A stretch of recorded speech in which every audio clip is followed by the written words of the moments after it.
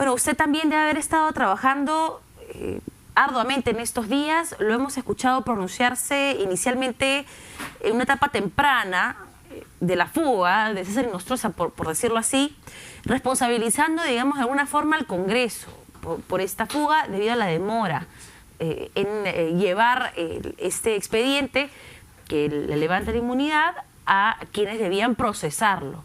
¿Se reitera usted en esa crítica? Fíjese, en realidad, a ver, ya creo que todos nos hemos pronunciado nos hemos acusado inclusive mutuamente, ¿no? Por ahí también he escuchado sin mayor argumentación de que la Procuraduría incluso tendría algún tipo de responsabilidad, cosa más ajena a la verdad, ¿no? La Procuraduría ha sido la que ha promovido la denuncia constitucional por el delito de crimen organizado. Nadie, absolutamente nadie, ni el fiscal de la Nación, ni ningún congresista formuló una denuncia por ese delito. Y es ese delito el que lo tiene en esta situación difícil y complicada al señor Inostroza, ¿no? Gracias. Dice entonces que ha hecho su parte. Nosotros hemos cumplido con el trabajo desde la Procuraduría Anticorrupción. Hemos sido los que hemos denunciado y hemos solicitado que se incorpore ese delito de crimen organizado. Y gracias al congresista Gino Costa y al congresista Galarreta, que tomaron nuestra denuncia, fue posible, al final, por insistencia y por presión, de que en el Pleno del Congreso se incorporara este delito de organización criminal en contra del señor César Inostroza. Porque él estaba bastante cómodo con los delitos de patrocinio ilegal, tráfico de influencias y negociación incontrolable, que son delitos de corrupción, es verdad, pero que tienen una penalidad bastante baja, por la cual no se hubiese visto amenazado con alguna prisión preventiva como medida cautelar. Entonces, la Procuraduría ha cumplido con su trabajo diligentemente. Yo creo que las responsabilidades en función de la salida del país están ya debidamente esclarecidas. Migraciones por el lado del sector interior, y en el Congreso creo que es un tema objetivo de que una demora injustificada de más de 10 días, 12 días en remitirse el expediente al fiscal de la Nación para que éste pueda promover la acción penal, es decir, formalizar una investigación preparatoria y en el marco de esa investigación preparatoria solicitar la prisión preventiva para que se ordene la captura a nivel internacional. Si eso hubiera sido así, tal vez la alerta roja de Interpol se hubiese activado en el viaje que hace de Países Bajos a España, ¿no? Entonces, a esas responsabilidades nos hemos referido, pero en este momento lo importante es concentrar la atención en armar un buen cuaderno de extradición. De hecho, el Ministerio Público y la Procuraduría, como parte agraviada, hemos presentado nuestros requerimientos ante el Juez Supremo Instructor a efectos de que se inicie el trámite de extradición, ¿no? Y vamos a participar activamente, ¿no?, para lograr el propósito de que este señor regrese a suelo peruano y enfrente las acusaciones ante los tribunales, ¿no? He escuchado varios análisis en torno a la propuesta de extradición. Algunos dicen que esta podría pasar con mucha facilidad, otros que podría demorar 2 años. Y tomo la palabra del presidente del Poder Judicial, que es una de las personas que sostiene esa opinión, que podría ser un proceso largo y engorroso, y ha lamentado que se tenga que llegar a esta situación porque no se ha cumplido pues una cadena de vigilancia luego de que un juez dictara impedimento de salida del país. ¿Usted qué opina de estas declaraciones y si concuerda con el plazo o el estimado que le da el presidente del Poder Judicial? Fíjese, los procesos de extradición son procesos no cortos, o sea, tienen plazos medianamente largos, ¿no? Es decir, por lo general tardan de 1 año a más lograr un propósito. En el Perú ya tenemos experiencia sobre el tema de extradiciones. De hecho, tenemos felizmente tratado de extradición con España.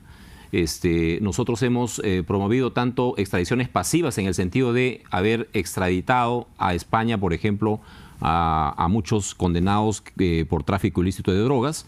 Y también hemos tenido experiencias muy positivas de extradiciones activas, que es el supuesto en el que nos encontramos con el señor César Inostroza, ¿no?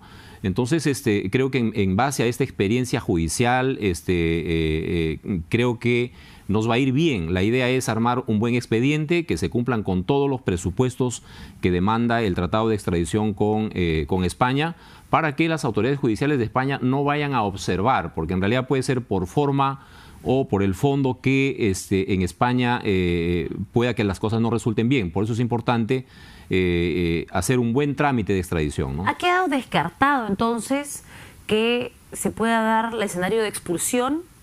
Fíjese, hay que aclarar el tema, la expulsión... Porque el documento de arresto, solamente para hacer hincapié en este punto específico, que detiene a César Inostroza, menciona con fines de comenzar un proceso de extradición. Entonces, digamos que eso, para usted, o cómo lo interpreta, anula la posibilidad de una expulsión y los deja solo con esa posibilidad. Gracias por la pregunta, porque creo que es importante para los ciudadanos poder aclarar el tema, ¿no? La expulsión, tanto en España como en el Perú, viene a ser, tiene una connotación de sanción o penal o administrativa, ¿no? En el ámbito penal, la expulsión es una sanción, es una pena restrictiva de un derecho, del derecho a la libertad. En el caso peruano y en España, por ejemplo, si una persona o un español fuese aquí condenado por algún delito, o en España un peruano, cumplida la pena privativa de la libertad, le pueden aplicar adicionalmente la pena de expulsión, es decir, lo reportan a su país. Y administrativamente las leyes de migración, tanto peruanas como españolas, prevén también supuestos específicos en los cuales, si es que un extranjero incurre en alguna de estas faltas graves o muy graves, le pueden aplicar la sanción administrativa de expulsión. En el caso del señor Inostroza, hubiese sido lo ideal que sea expulsado, ¿no? A efectos de evitarnos todo un trámite de extradición. Sin embargo, los supuestos de expulsión aparentemente en el caso de él no concurrirían. En consecuencia, como bien lo ha señalado, la resolución que ha dictado el juez de instrucción de Madrid lo que indica es prisión provisional sin fianza y con fines de extradición, lo que también implica, o sea, descarta la expulsión, pero también está descartando el asilo por este momento, ¿no? ¿Cree que está descartado porque la defensa de César Inostroza parece estar convencido de que esta posibilidad existe debido pues a las reiteradas declaraciones tanto ministros, congresistas, el presidente de la República en contra de César Inostroza, de alguna forma adelantando juicio de valor sobre este proceso cuando aún tenía inmunidad? Entonces, ¿eso podría abrir la posibilidad de un asilo político? En lo absoluto, y yo sí creo que es importante que nuestras autoridades peruanas en este momento cuiden el trámite de extradición. Estamos en un aspecto estrictamente jurídico. Aquí las apreciaciones políticas deberían dejarse de lado, y yo creo que es importante que las personas que vierten opiniones políticas se abstengan por ahora de hacer calificaciones sobre la situación jurídica del señor Inostroza. No hay ninguna razón para alegar el tema de persecución política, ¿no?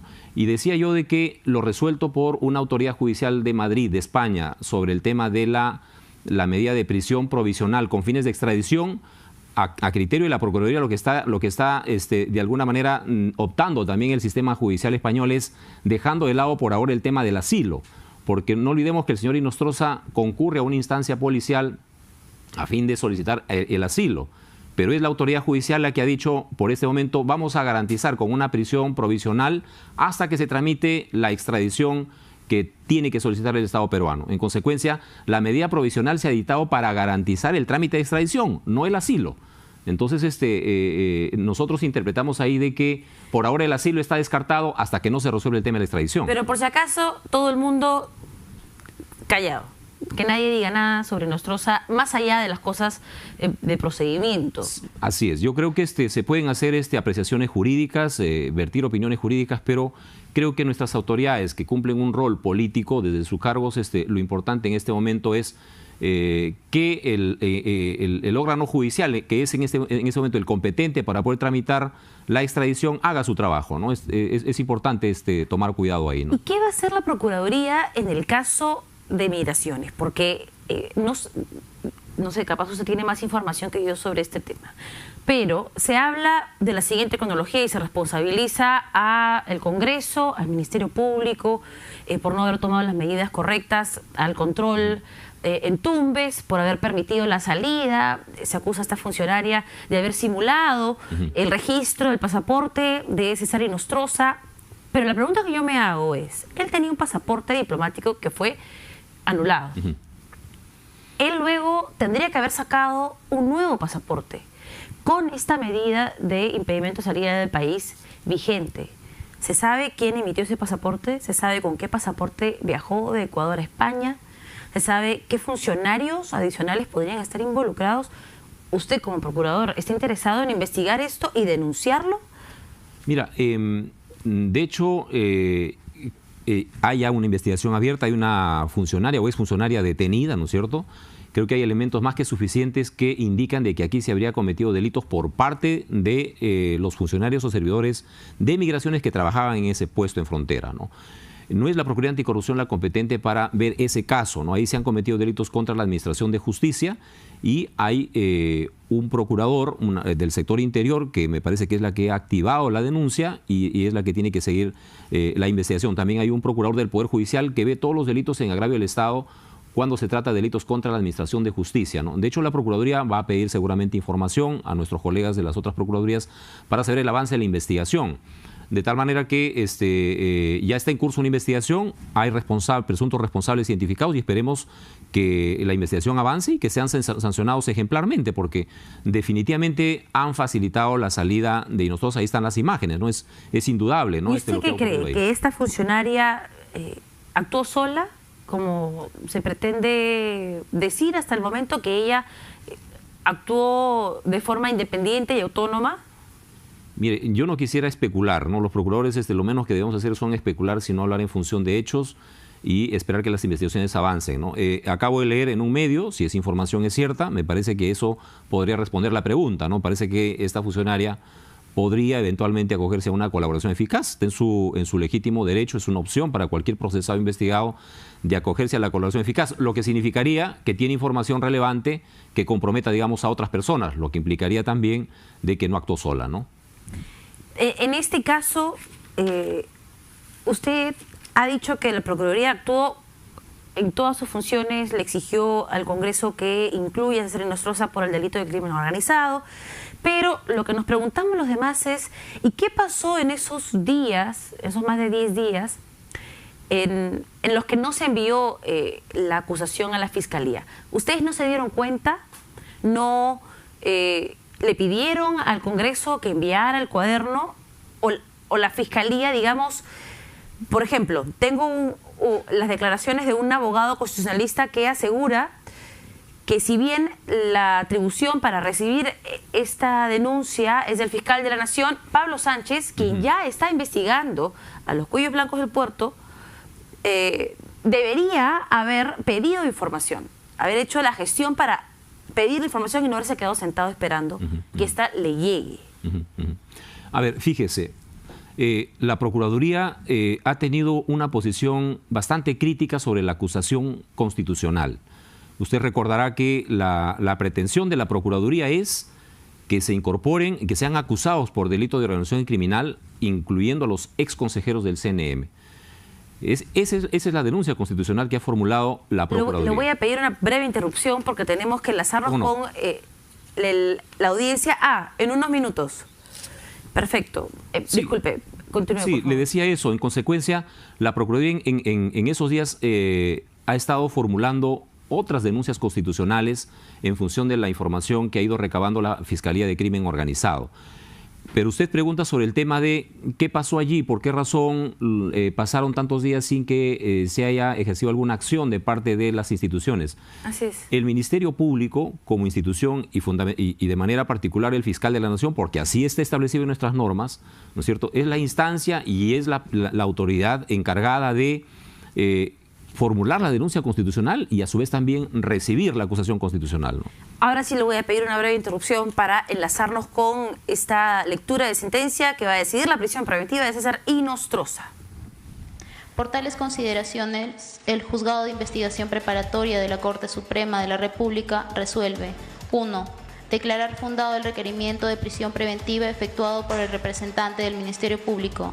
2. Dictar prisión preventiva por el plazo de 36 meses al imputado César José Inostroza Pariachi, con las siguientes generales de ley: identificado con DNI 072000754, nacido el 28 de septiembre de 1956, natural del distrito de Jauja, provincia de Jauja, departamento de Junín, sexo masculino, grado de instrucción superior completo, estado civil casado, domicilio ubicado en Avenida Boulevard de Surco número 336, San Borja, Lima, ocupación abogado. Cúrsese los oficios de ubicación y captura a nivel nacional e internacional a la Policía Nacional del Perú, registro de requisitorias del Poder Judicial e Interpol. notificada en audiencia pública con su lectura. Firma del presente, doctor Hugo Núñez Julca, juez supremo del Juzgado de Investigación Preparatoria de la Corte Suprema de Justicia de la República. Gracias. Bien, entonces se va a preguntar al señor fiscal supremo la conformidad o no con la resolución que se le ha puesto en conocimiento. Conforme, señor. Igual pregunta al señor abogado de la defensa técnica. Señor, interpongo recurso de nulidad y le solicito que el plazo que establece el artículo 278 del Código Procesal me sea concedido para fundamentarlo en las próximas horas. Señor abogado, efectivamente se le concede el plazo establecido por ley, ¿no? Para que lo fundamente bajo el apercibimiento, ¿no?, de ser declarado inadmisible si se no lo hiciera. Entonces culmina entonces Perdón, señor juez, solo una aclaración. Sí. No es recurso de nulidad, sería de apelación. Usted una nulidad, ¿no? Bien, entonces dictan 36 meses de prisión preventiva para César Inostroza y su defensa presenta un recurso de nulidad. ¿Qué opina sobre lo que acaba de suceder? Tenía que ser así, ¿no? Creo que es la medida que corresponde en las circunstancias en las que se viene dando el caso, ¿no? Porque se cumplen con los 3 presupuestos que exige el Código Procesal Penal. Hay suficientes elementos de convicción que son graves y fundados elementos de convicción que lo vinculan al señor Inostroza con estos delitos de corrupción y de crimen organizado que se han imputado, ¿no? La pena que se le va a aplicar de llegar a ser condenado evidentemente va a superar largamente los 4 años de pena privativa de la libertad, y finalmente el tema del peligro procesal o de fuga creo que ha quedado más que evidente con su comportamiento de incumplir con un mandato judicial de impedimento de salida, ¿no? La defensa ha pedido un recurso de nulidad, ha presentado un recurso de nulidad a la sala. ¿Qué significa esto y en cuánto tiempo tiene que resolverse? Es derecho de todo imputado frente a una resolución judicial que les adversa por principio de doble instancia, recurrir, digamos, a segunda instancia, ¿no? Con el recurso de apelación subiría, digamos, a una sala penal de la Corte Suprema que tendría que ver dicho recurso, ¿no? Y esperemos que ahí se confirme la resolución del juez instructor supremo que acaba de dictarse. El hecho de no tener, digamos, una prisión preventiva consensuada en doble instancia, ¿podría de alguna forma entorpecer este proceso de extradición? En lo absoluto, ¿no? Inclusive la medida de prisión preventiva se ejecuta y el trámite de extradición va a tener que proseguir su curso. No impide absolutamente nada, son cuerdas separadas, ¿no? En este caso, se ha corroborado que los delitos que se le están atribuyendo a César Inostroza, cohecho pasivo, cohecho activo, tráfico de influencias, son delitos de la misma gravedad en España o tipificados, digamos, en el mismo sentido. Pertenencia a una organización criminal dentro de estos supuestos, porque digamos que no es una organización criminal que roba casas, ¿no? Que tiene una red de sicarios. Es una organización criminal presuntamente organizada para poder cometer ese tipo de delitos administrativos funcionales. ¿Este tipo de delitos se ha corroborado que tenga su equivalente en España para justificar una extradición? Hemos hecho el análisis comparativo de derecho comparativo entre nuestro Código Penal peruano y el Código Penal de España, y los supuestos típicos que acabas de mencionar. Hay que corregir ahí, en realidad los delitos que se le imputan a Inostroza Pariachi son el de organización criminal, previsto en el artículo 317 del Código Penal. Antes se denominaba asociación ilícita, ¿no? Ahora ha cambiado de denominación y obviamente ha incrementado la pena, ¿no? Y está patrocinio ilegal, que son ya delitos contra la administración pública, patrocinio ilegal, tráfico de influencias y negociación incompatible. Son 4 delitos que se le imputan a Inostroza Pariachi y que tienen su correspondencia en el Código Penal español, en realidad con diferentes denominaciones en algunos casos y diferentes penas, pero lo importante es que el comportamiento prohibido, el comportamiento típico, esté previsto en las normas de España. Eso se ha verificado. Y para que proceda la extradición basta que calcen en cualquiera de estos supuestos en el Código Penal español y que no haya prescrito la acción penal y que tengan una pena privativa de la libertad por encima de 1 año. Eso es lo que exige las normas de extradición.